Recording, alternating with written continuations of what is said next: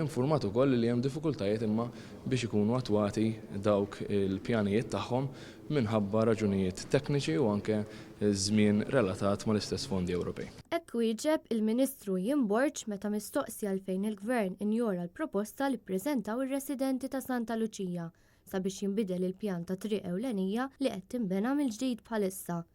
Il-proposta tar-residenti titlob li minflok isir il-proġett kif pjanat issir mina ta' 500 metru taħt it-triq tal-Barrani li twassal ar-roundabout ta' Santa Luċija u dan ikun ifisser ħafna nqas art li tittieħed.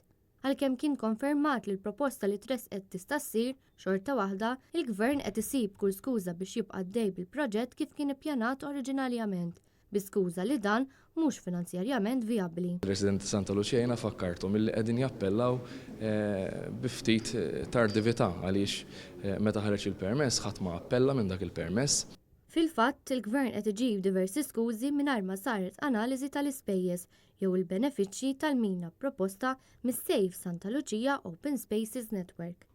Intant meta ndirizza l-medja l-Ministru tat Trasport Ian Borg stqar li l-ispazju fit-toroq huwa dak li hu u dan meta beda jagħmel referenza għall-scooters hekk kif ġiet imneddija linji gwida dwar l-użu tagħhom.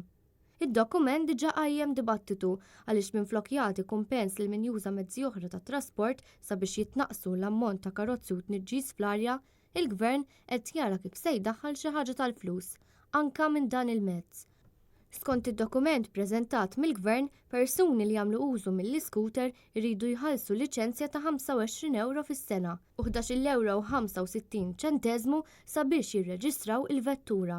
Filwaqt li l-operatur irid iħallas 200 euro bħala operating fee.